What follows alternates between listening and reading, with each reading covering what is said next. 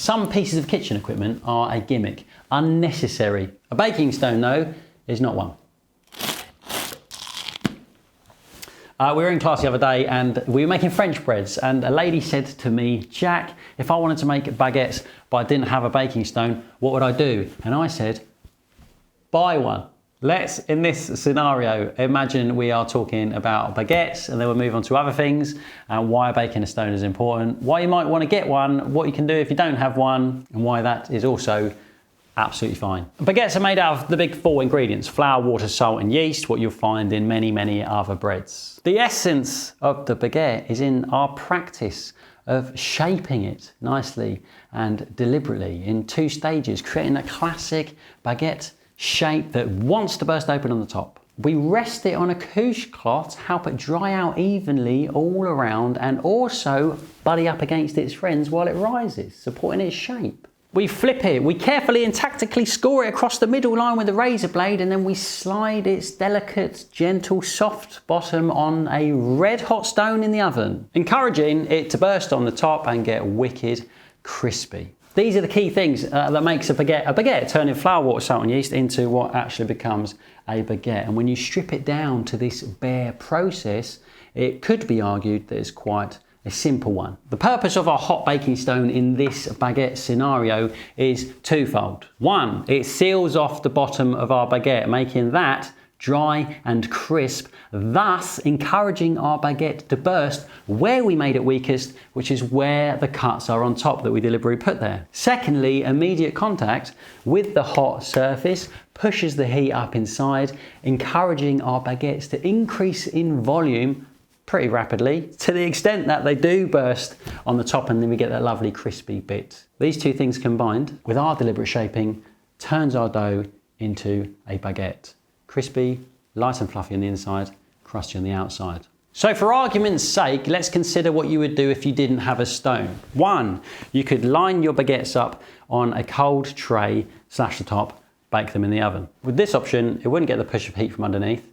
It wouldn't expand as much as you would want it to. It won't burst open on the top as you want it to. And also, the weakest point may not be the top where you have cut it. It may be where the moisture builds up between the dough and the cold tray beneath, encouraging it to actually burst underneath. Top dries off, moisture builds between the cold tray and the thing, and it bursts underneath somewhere weird. Not the greatest results. Let's try a different way. What if we heated up a baking tray and put that in the oven? That way we are putting on something hot, yes, well done, and it will be sealing off the bottom, but also the baguette, the dough itself, will pull the heat out of the tray and probably cool off pretty quickly, and then it wouldn't have that constant push underneath, encouraging the growth. Doable, yes, but also not ideal either. A third option, the worst one, come on, have a look, is this. Corrugated baguette shaped tray. I'm pretty sure we did a video on this in the olden days where I tried this and I tried the other thing, and I thought, what am I even thinking? Why would I even bother with this thing when I could just stone bake it anyway? Why? This cradles our dough into the shape of a baguette. However, when you put a baguette on a stone, it does this. Relaxes. Then when we cut it, it bursts out where we cut, because it has a chance to relax. Baguette goes in, it goes like that. Oh yeah, increase in volume, bursts out the top, yes. This keeps it snug on the sides, not allowing it to relax. This may seem like the easy way. It could be regarded as a cheat's way. Probably the way they do it in supermarkets, which is why they've all got those bobbles underneath, do you know what I mean? Where it's been sitting in the holes for ages. The baguette comes out of the oven all rounded on the bottom and rolls around on the table like a baseball bat. Why? It's almost the opposite effect. Holding the sides in, it's not actually what you want. The difference is, when you make a baguette on a stone, you're making a baguette. When you do it in here, you are turning white bread dough into the shape of something that looks like a baguette. That's the difference. With all these 3 different ways without using a stone, you are making something fine, but you are not achieving your dreams of the glorious, crusty, erupted on the top, delicious baguette. None of those 3 things do what the stone does. So what now, I hear you ask? Well, you got a few options. You don't have to make bread with a stone. There's loads of wonderful,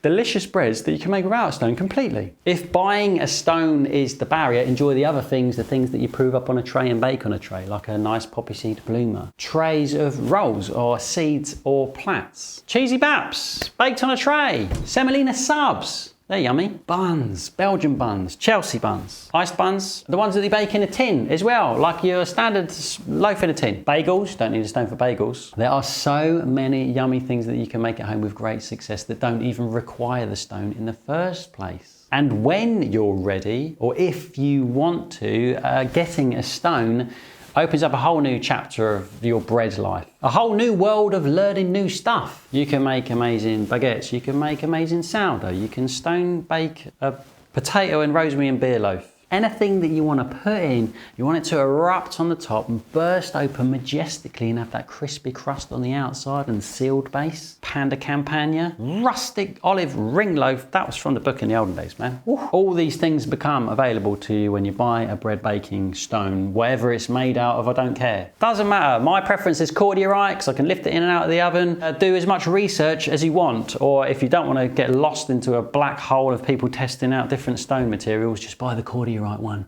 and live your life. It's that kind of sandy coloured stone, get a rectangle one, put it in your oven, you're done. A couple more things that I think is worth mentioning before we finish up. Some recipes are written with stone baking in mind, and I'll get an email from someone saying, hey, I've done your recipe, it didn't come out like you did it, but I did it exactly how you said. I measured the ingredients, I did the kneading, I made sure I used that rye flour you're talking about and all this stuff. A few emails pass and what comes to light is my recipe is stone baked and I stone baked it, and that individual didn't do it on a stone, they just popped it on a tray. That's why it's different, because the stone does serve a purpose and the recipe was written with the stone in mind. Does that make sense? And just to finish up, I want to leave you with a little thought. Let it marinate in your mind for a while. I like stone baking certain things because it's a really good and pleasing part of my bread making process. It's lovely. And that's why I like to make bread at home, so I can enjoy those little parts of the process and do them nicely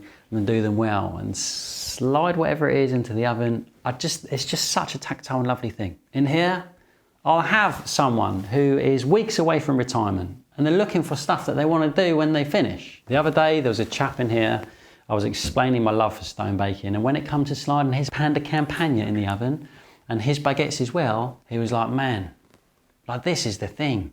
There's not a lot to do when you're making bread, and I know it seems long, but if making a baguette is flour, water, salt and yeast, and an incredibly pleasing process that makes it what it is, well then why not? You don't have to, but if and when you do, it just opens up a whole load of cool stuff.